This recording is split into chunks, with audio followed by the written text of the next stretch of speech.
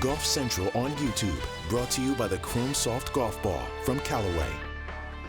Hello, I'm Anna Jackson, and this is your Golf Central update. Well, the Alfred Dunhill Links Championship wrapped up today after weather delays, but it was Matt Fitzpatrick who beats the field by 3 strokes. Brian Fox, who was your defending champion, made a run at a repeat, but ended up tied for second alongside Marcus Armitage and Matthew Southgate. Fitzpatrick also won the team event alongside his mum, Susan, as he joins Podrick Harrington as the only player to win both. So here is Matt Fitzpatrick and his mother. Yeah, amazing. Obviously, nice way to finish there. Played well on those last few goals coming in, and you know, Mum got us off to a great start on the back nine, and yeah, played great all day again. So I was watching the coverage. There's been some amazing up and downs. I really enjoyed watching you play. Last year, you described it as one of the best moments of your life, walking down 18.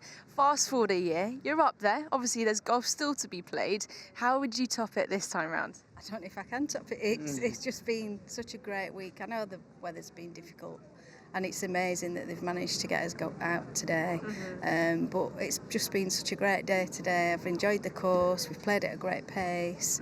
It's been lovely. So it's been another great week of my life. Matt, over to you. I mean, who's the boss? Who leads this? Is it Mum or is it the professional golfer out there? No. I just got help guide around. You know, one of my close friends, Josh, is on the bag for her, and he's done a great week helping her out as well. And yeah, we just had a great week. We really dovetailed well this week, and I think last year we struggled on that front. Every time I made a birdie, Mum would make a birdie, and no, she's been brilliant this week. And so who had more involvement? Was it the mate Josh, or was it your son, Matt? No, it was Josh. Yeah, he's a good friend of Matt's, and he caddied for me last year as well. He's had the day off today, so he could caddy, and he wanted to finish the job, and he's been great. Green reader, right club, right line. He's done a brilliant job. And in other news, Tiger Woods was hosting the TGR Junior Invitational this weekend at Pebble Beach Resorts. TGR Live posted a video on X showing Woods hitting a wedge at the Hay, which is the par 3 course he designed at Pebble Beach.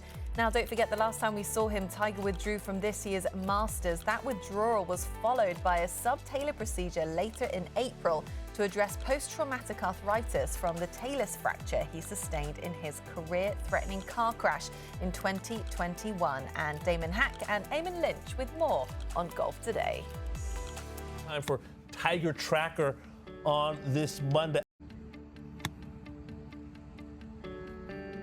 I'll tell you what, I watched this video of Tiger. This is the Hay at Pebble Beach, and my phone, I was like, is that really Tiger swinging? And it is. I didn't recognize the hat, the color pattern. Maybe it was a little bit unfamiliar to my eye, but that golf swing, Eamon, there he is.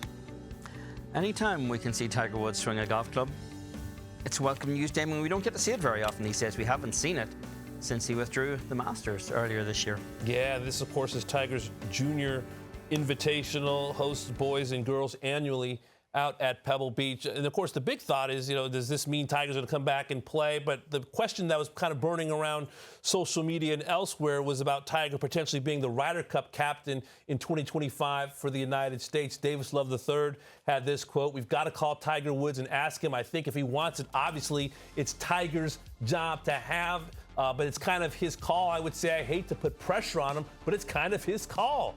Obviously, with some guys out, I guess he's the next logical choice. Eamon, I feel like it's Tiger's job if he wants it, considering who he is and what he means to the game.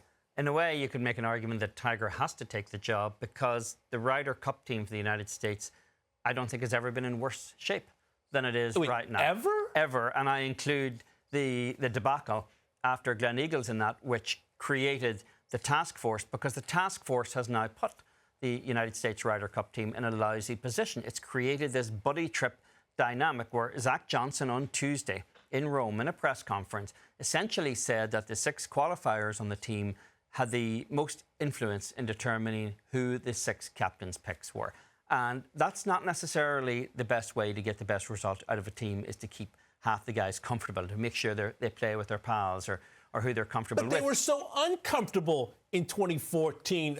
Watson They barely were. spoke to Yeah, but that Phil. was acrimony. Now you've got apathy. And So I they've would gone argue too that's far a the lot. other side. Okay. I do think that they've taken out all of the acrimony, and they're trying to imitate Europe, but missing the point. And Europe always had a unity of purpose in the Ryder Cup, and that purpose was kicking the butt of the PGA Tour. It was never continent versus continent. It was tour versus tour. The European guys had a chip on their shoulder for years about how they were treated coming over here all the way back to the Seve Ballesteros era.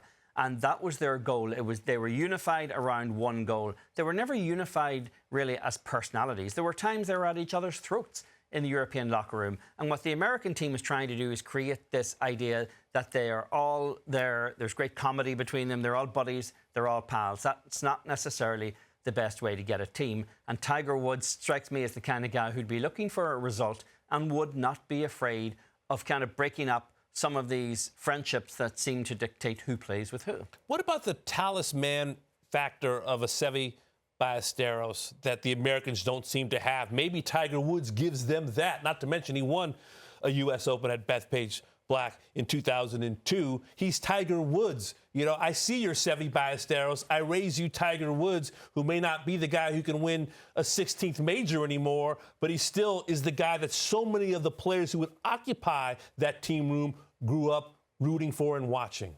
True, but you would also have to question whether or not the current culture within the Ryder Cup on either side lends itself as much to that. The Europeans really do leverage that kind of Seve Ballesteros image and talismanic effect from 30 years ago. They really lay it on. Sometimes they lay it on a little bit thick, but it is a unifying force. The American team doesn't really have that. And if you have a culture where there is a debate going on internally and externally on the team as to whether or not they are fairly compensated for being there that week, I'm not so sure that just seeing Tiger Woods roll up and give a speech is going to bring that kind of unity to that team. Maybe they're not looking for that unity. I don't necessarily argue that they need unity on the team, but what they don't need is a team that is dictated by people choosing their buddies to go play with them. I think Tiger Woods is all about winning. And I think that obviously Zach Johnson did the best he could. We spent weeks and months leading up to the Ryder Cup talking about how every I would be dotted, T would be crossed, how meticulous Zach Johnson is and was as a player. Are you saying that he left a few stones turned, as it were? I think Zach was not the kind of personality who was likely to discomfort his players. And he said on our show here that he thought the players ought to have a strong voice in choosing the team. That's one way of doing it. It is not one that is necessarily designed to prove with great results. And I don't think it did in Rome. There were decisions made in terms of partnerships who went out there who were ill-suited to each other and to the format. And Zach ultimately has to own that. Or it could just be that the Americans keep losing the all-important foursomes. Or it could just be that we're now in a home-and-home situation where the Americans seem to get the job done on home soil and the Europeans get the job done on their home soil. If you keep sending out your worst ball striker in foursomes, that's a good way to put yourself behind the eight ball. Touche, Amy Lynch, touche. Well, folks, sticking with Tiger, time now for some good video just because. This was during Tiger's TGR Junior Invitational, the aforementioned 11-year-old.